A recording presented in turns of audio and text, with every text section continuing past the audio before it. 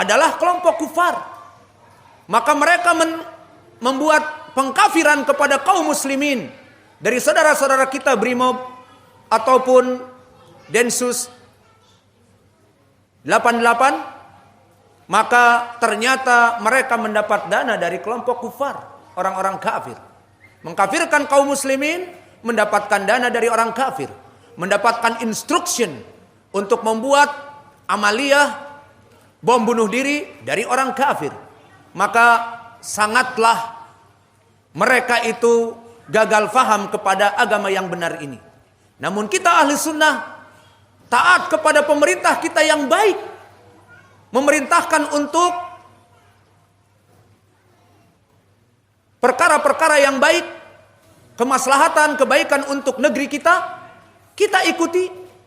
Maka kita mentaati mereka, kita masuk kepada surga. Di dunia kita tenang, di dunia kita dalam keadaan tidak diburu-buru oleh pemerintah, dan tidak diperangi pemerintah, dan tidak kita mengkafirkan pemerintah, tapi kita mentaatinya, kemudian kita akan masuk kepada surga. Maka inilah dari akidah Ahlus Sunnah wal Jamaah dalam mentaati pemerintah kita. Alhamdulillah kita hidup di zaman ini, di era now, terutama NKRI tercinta, pemerintah kita pemerintah yang muslim. Dan pemerintah kita, apakah saya bertanya, mengajak kepada kesyirikan dan memerintahkan untuk meninggalkan sholat berjamaah, meninggalkan puasa Ramadan, dan melarang dari perbuatan-perbuatan yang baik, dan memerintahkan untuk melaksanakan kemungkaran? Silahkan dijawab, apakah seperti itu pemerintah kita? Tidak ada yang menjawab. Maka jawabnya adalah tidak. Pemerintah kita mengajak kepada kebaikan, maka ingin masuk surga, taatilah pemerintah kita selama mengajak kepada perkara yang ma'ruf. Kemudian di dalam hadis ini barakallahu fikum, di saat kita diperintah untuk taat kepada Allah, maka penyebab dari masuk surga adalah kita ini taat kepada Allah Jalla wa'ala, dan kepada Rasulnya, dan kepada pemerintah dengan notabene pemerintah kita tidak mengajak kepada kemungkaran. Jika pemerintah mengajak kepada kemungkaran, maka tidak boleh kita untuk taat kepadanya. Ini asal dari permasalahan. Jika pemerintah kita mengajak kepada kekufuran, mengajak kepada kesyirikan, menyembah berhala, ataupun meninggalkan kewajiban rukun Islam dari sholat 5 waktu ataupun puasa Ramadan, maka di sini notabene tadi taat kepada pemerintah dari ayat ya ayyuhalladzina amanu atiiullaha wa atiiur rasul wa ulil amri minkum, dan hadis yang kita sebutkan tadi wa atiiuda amrikum, dan taatlah kepada pemerintah kalian, tadkhuluna jannata rabbikum, kalian akan masuk kepada surga. Maka di sini notabene-nya mempunyai pengkhususan. Apa pengkhususannya di sini? Dengan catatan bahwa pemerintah kita mengajak kepada ketaatan. Namun bagaimana jika mengajak kepada kesyirikan dan kemungkaran? Maka di sini tidak ada taat lagi kepada mereka. Karena apa? Karena pemerintah yang wajib kita taati di saat mereka taat kepada Allah dan Rasulnya. Lalu jika mereka melaksanakan kesyirikan, maka kita tidak boleh untuk mengikuti kesyirikan tersebut. Maka dalilnya telah datang di dalam hadis yang datang dari berbagai sahabat. Datang dari Imran ibnu Husain, dan datang dari Ali radhiyallahu anhu, dan juga datang dari Ibnu Abbas. Adapun hadis dari Imran ibnu Husain dan Ali radhiyallahu anhu, maka maknanya sama. La ta'ata li makhluqin fi maksiatillah jalla wa ala. La ta'ata fi makhluqin fi maksiatillahi ta'ala. Maka la di sini la dohirnya nafilil jins, menafikan segala yang namanya ketaatan. Tidak boleh taat li makhlukin, kepada seluruh makhluk. Maka seluruh makhluk di sini bersifat umum yang menjadi pemimpin kita. Baik pemimpin kita dari pemerintah yang ada, ataupun pemimpin dalam skup yang paling kecil, pemerintah di rumah. Maka di rumah kita ada pemerintah juga. Siapa pemimpin di rumah kita? Siapa? Laki-laki, suami. Yang mana Allah berfirman, ar-rijal qawwamuna 'alan nisa, bahwa laki-laki itu adalah pemimpin dari para perempuan. Maka kalian, barakallahu fikum, bapak-bapak adalah pemimpin di rumah kalian. Jika istri kalian dalam keadaan kemaksiatan, maka dilerailah. Jika anak-anak kalian melaksanakan kemaksiatan, maka dilarang. Karena akan dipertanggungjawabkan atas kepemimpinan ini. Seperti hadis yang muttafaqun alaih dari Ibnu Umar, kullukum ra'in wa kullukum mas'ulun an ra'iyatih. Bahwa kalian adalah seluruhnya pemimpin, baik pemimpin negeri secara umum, secara skup yang global, ataupun skup yang paling kecil dari keluarga, seperti para suami atas anak dan istri, semuanya akan dipertanggungjawabkan, diminta pertanggungjawabannya. Maka pemimpin-pemimpin negeri dan pemimpin-pemimpin di skup yang mulai turun dari pemerintahan pusat, seperti para gubernur bertanggung jawab atas provinsi yang ada, para wali kota bertanggung jawab atas kabupaten-kabupaten yang dipimpinnya, bahkan para camat. Maka apa-apa yang ada di kecamatannya menjadi tanggung jawabnya, dari kemungkaran, dari kebaikan, dan begitu pun dari kepala keluarga. Maka tidak hanya kita ini, para laki-laki, para bapak-bapak, bangga menjadi nomor satu di kartu keluarga. Kartu keluarga namanya Asep Gorbachev. Dia pemimpin keluarga. Setelah itu nomor 2 siapa? Istrinya. Yang ketiga istrinya yang kedua, misalnya. Kemudian anak-anaknya. Maka jangan hanya bangga di kartu keluarga, I'm number 1, I'm best of the best, saya nomor 1 paling baik. Taib. Namun jangan lupa pertanggungjawaban lehernya. Karena Nabi bersabda, kullukum ra'in wa kullukum mas'ulun an ra'iyatih. Setiap kalian akan dipertanyakan pertanggungjawabannya. Jika dia mempunyai istri berdosa setiap hari, tidak sholat misalnya, maka siapa yang tanggung jawab? Suaminya. Dan begitu pun anak-anaknya puasa Ramadan, dia makan di warung, diketahui, dan di rumah pun makan sembunyi di kamarnya, maka bapaknya tahu, bapaknya bertanggung jawab. Karena di sana ada hadis yang lebih dahsyat dan lebih description dari hadis yang tadi dari Ibnu Umar. Diriwayatkan oleh Imam Muslim dari Al-Miqdad ibn al-Aswad. Man istar'ahu ra'iyah wa khana ala riayatih lam yarih raihatal jannah.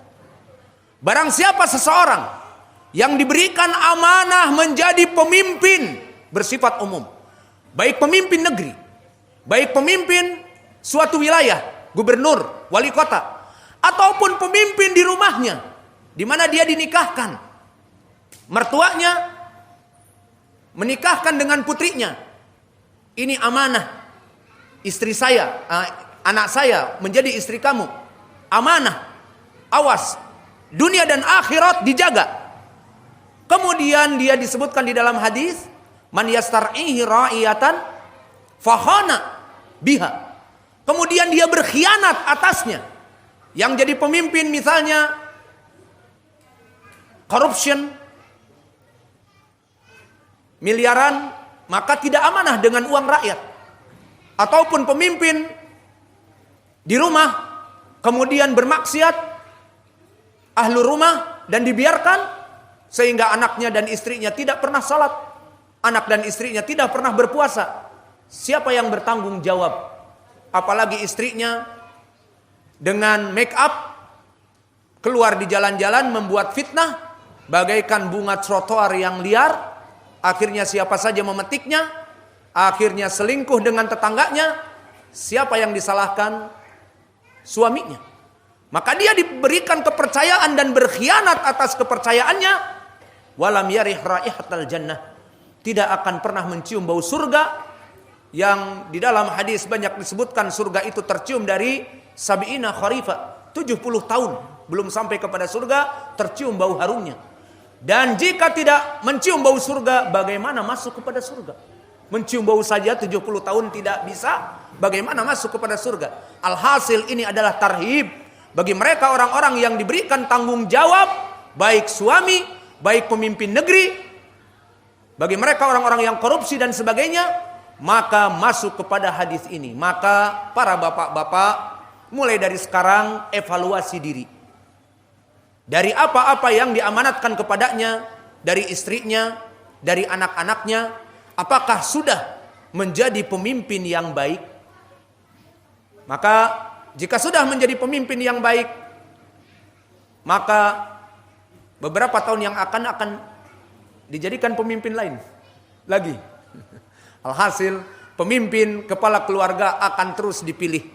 Meskipun tidak ada pemilu tetap dipilih jadi pemimpin kepala keluarga. Maka dari sini ketaatan kita kepada pemerintah dan ketaatan dari ibu-ibu rumah tangga dan anak-anaknya kepada pemimpin dari suami, selama suaminya mengajak kepada ketaatan. Maka jika suaminya tidak takut kepada Allah, memerintahkan kepada istrinya, sekarang banyak orang-orang pesta pernikahan mau Ramadan, kau kan jago menyanyi, dulu aku terpincut kepadamu karena kau menyanyi dangdut di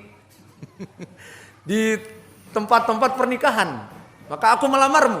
Nah, sekarang daripada di rumah nyanyilah, dapat uang satu kali pentas 200.000. Maka pemimpin negeri rumahnya ini memerintahkan kepada istrinya kemungkaran untuk nyanyi karaoke ataupun di pesta pernikahan, maka ini haram, tidak boleh. Maka di sini perempuan ini akan berkata sesuai ucapan Nabi, la ta'ata li makhluqin fi ma'siyatil khaliq. Maka tidak ada ketaatan kepada makhluk untuk bermaksiat kepada Allah. Hadis ini datang dari berbagai sahabat, datang dari Imran ibnu Husain, diriwayatkan oleh Imam Ahmad dan Imam At-Tabrani dari jalan Ayyub As-Sikhtiyani an Muhammad ibn Sirin an Imran ibn Husain. Maka hadis ini dikeluarkan Ashabus Sunan dari sanad yang tadi, Ayyub As-Sikhtiyani imam dan juga Muhammad ibn Sirin imam dari Imran ibn Husain seorang sahabi, maka sanadnya sahih. Dan telah datang dari Ali radhiyallahu anhu juga dengan makna seperti ini.